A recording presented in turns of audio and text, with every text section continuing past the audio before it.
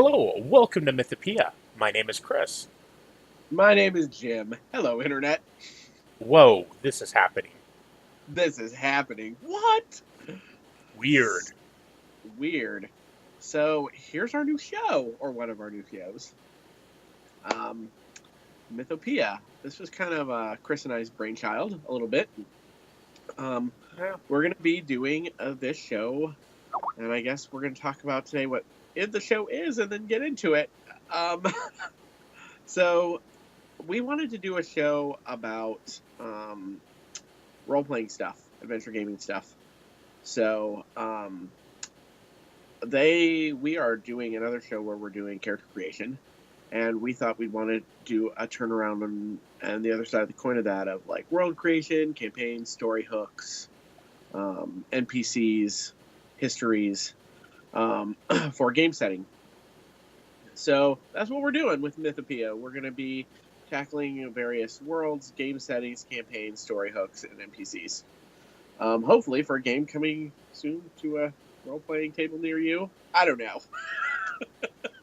Nice. um, so I think Chris and I are going to start this. Expect probably to see this done by other people around other campaign ideas or genres. So yeah, I guess we're just going to get into it. I will say one of the things we're planning on doing with the show is having some additional Patreon content. So as we come up with NPCs or some of the actual system stuff that we're going to present, we'll be putting up PDFs on the Patreon page of for stats, for system stats, so you can plug this stuff right into your game Yep. if you decide to do that, or take it and modify it. Please do whatever you want. It's kind of the idea, to plant some seeds and get the creativity going on the tabletop. Anything else you want to say about that, Chris? No, sounded good. All right, so Chris and I talked about this for a while about what kind of genre we want to tackle first, or what we'd like to do first, and I think we came to a pretty easy decision. I mean, we talked about it for a while, but it seemed pretty obvious to us once we started discussing it what we should start with. So, Chris? We are going to design a superhero world. Yeah. We've designed a couple together, We either have. games. It started, content added for one game, and then we just started to work together to design games, design worlds, I should say. Yeah, I Back think. many years ago in Champions. Oh, yeah. Um, it strikes me looking back on that.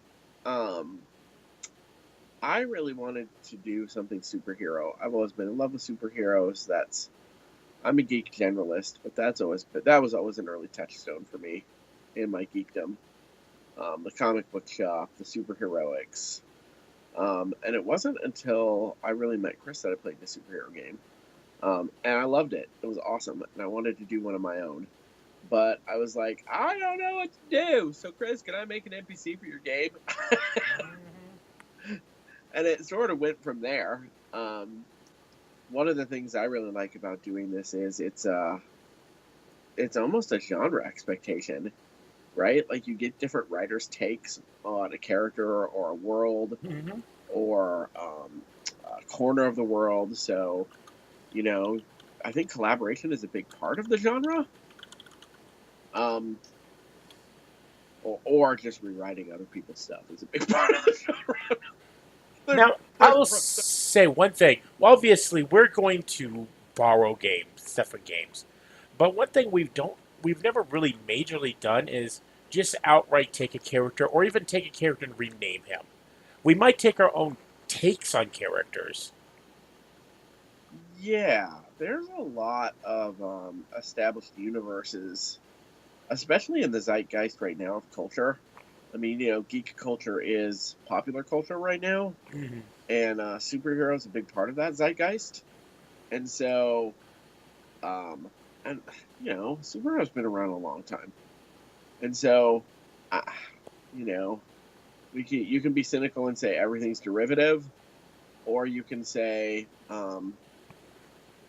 or you can say people are putting unique, fresh spins on ideas that are ultimately derivative of other stuff anyway. Mm-hmm. Um, and so I prefer the positive outlook. I do try. I think you and I both, Chris, try to steer away from outright ripoff stuff. Um, but there's so much stuff out there. There's stuff I haven't read. I think the Um, most we've run across is accidentally using a name. yeah, that's happened once or twice. That's happened once or twice. Um, so yeah, I think um, I think doing kind of a fun, different, fresh take on modern superhero seems kind of particularly salient in geek culture right now. I Mm-hmm. mean, there's so much of it out there. I think it'd be kind of a fun challenge to help our peers have a fresh take on the genre, Yep. or even see someone attempt to not do what we were just talking about, not Mm-hmm. directly rip people off, and talk about, well, if you do want to do your own superhero game, how can you do something fun and fresh? Because let's be honest, I think superhero games a lot of times run into the same problem running a game of Star Wars. So Yeah. in the old school, when all that was around was old Marvel or DC, you just ran into this problem really quickly of playing a game in something like Star Wars or Star Trek. You don't matter. And um, if you did matter, or if your game master presented something that mattered, you got a lot of scorn from that from other people who play. Maybe not necessarily in your play group, but people who weren't playing in that game. Um, it just created this weird thing, and I think it's always been a problem in playing established universes. And I think superhero is particularly vulnerable to that. I agree. I think even Champions, like I heard that about Champions, wasn't an established universe. It sort of became Oh established, yeah, it's Champions was basically just you know, a generic a sandbox style system that just slowly built together that way. It's like, oh, we made this character, and how do they fit in? and then suddenly that stuff became sacred, right, to the community. Pretty much, yes. And then it became weird to matter in that world anymore. So I don't know. I think it's always interesting to try to do something where your players matter. Yeah. So I think that's easier to do in something that's kind of fresh and new and not established universe. Yep. No, So I agree. I think that's one of the things we're going to try to tackle in this series. Probably going to aim like 12 to 20 half an hour episodes. I think the first parts, correct me if I'm wrong, Chris, but we're going to talk about genre expectations and game system next episode. Um, uh, we're going to talk about, kind of what we'd like to see out of that. And then in the third episode, we'll talk about setting. And actually come up with kind of the world, what exists in the world, what's going on. I think in episode 2, the other thing we have slated to talk about is systems. We're actually going to pick a few systems and kind of talk about why we picked those systems versus other superhero systems. Mm-hmm. There's a glut of superhero stuff out there. Um, so I think we're going to spend some time talking about, we're going to try to pick out 3 systems. And then moving forward, as we talk about characters or organizations or whatever we're talking about, again, some of that Patreon content will be us statting some of that out Yep. and putting it up on Patreon for people who are supporters. Let's see. Kind of after we go through our third episode will be time period origins of superheroes, kind of what we're looking for, and then after that we'll start talking about organizations and characters to flesh the world out. Yep. So yeah, I'm thinking 12 to 20 is where this will drop. 12 to 20 half an hour episodes. We're gonna Or try to keep it brief. Say again, or less. or less. It could go less. We could be like, and this everyone hates this. Yeah. If you all Yeah. hate this, then we'll try something else. Um, we're geeks. We like to talk about this stuff. We like to be creative. One other thing in our play group, I think collaboration is a big deal. And so, here's the other thing. If you are watching this and you have a wild idea that you would like to see done, or you would like to say, hey, I've always wanted to see Hypnotoad as a supervillain, tell us that, and we'll try to do a take on it for this world. um, so, if you have specific requests, if you'd like to see more organizations or more villains, if you'd like to see more fleshing out of world, if you'd like to see more NPCs, um, if you have a basic NPC idea or just someone with a specific power you'd like to see, let us know, and we'll see what we can do, or we'll take that into consideration when we pick kind of what we're fleshing out, what we're talking about.